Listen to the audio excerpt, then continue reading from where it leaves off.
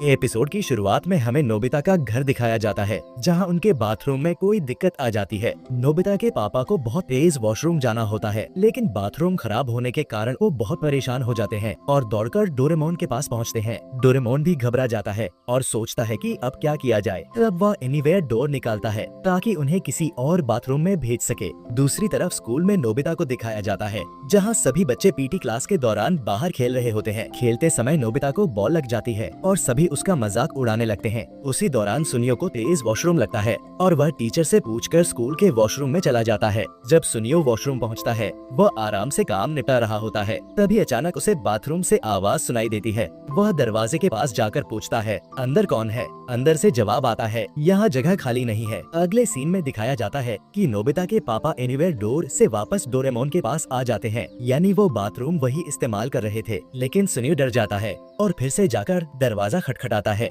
लेकिन अब कोई जवाब नहीं मिलता। वह हैरान रह जाता है कि अभी तो किसी की आवाज आ रही थी, अब वो अंदर वाला कहाँ गया? काफी देर पूछने के बाद जब वह दरवाजा खोलता है, अंदर कोई नहीं होता। इसके बाद डर से कांपता हुआ सुनियो मैदान में वापस जाता है, जहां बाकी सब वॉलीबॉल खेल रहे होते हैं। वह सभी को बताता है कि हमारे स्कूल में ब्लडी मैरी है। सुनियो की इस बात पर सब उसका मजाक उड़ाते हैं, यहाँ तक कि जियान और नोबिता भी। गुस्से में सुनियो कहता है कि अगर तुम लोग मेरी बात नहीं मानते तो मैं तुम्हें सबूत दिखाऊंगा। फिर वह जियान को अपने साथ ले जाता है और नोबिता भी उनके साथ हो लेता है। जब वे तीनों वहाँ पहुँचते हैं तो सुनियो और नोबिता पीछे खड़े हो जाते हैं और जियान उस दरवाजे के सामने खड़ा होता है जहाँ से आवाज आई थी। जैसे ही जियान दरवाजा खोलता है, वह डर जाता है और बाकी दोनों वहाँ से भाग जाते हैं। लेकिन फिर पता चलता है कि जियान मजाक कर रहा था, अंदर कोई नहीं था। वह सुनियो का फिर से मजाक उड़ाता है और एक मुक्का मारकर चला जाता है। अगले दिन सुनियो इस बारे में इतना सोचता है कि क्लास के दौरान उसे फिर से तेज वॉशरूम लगता है। तभी बेल हो जाती है और वह दौड़कर वॉशरूम की ओर जाता है। वहाँ फिर से उसे आवाजें सुनाई देती है। वह खटखटाता है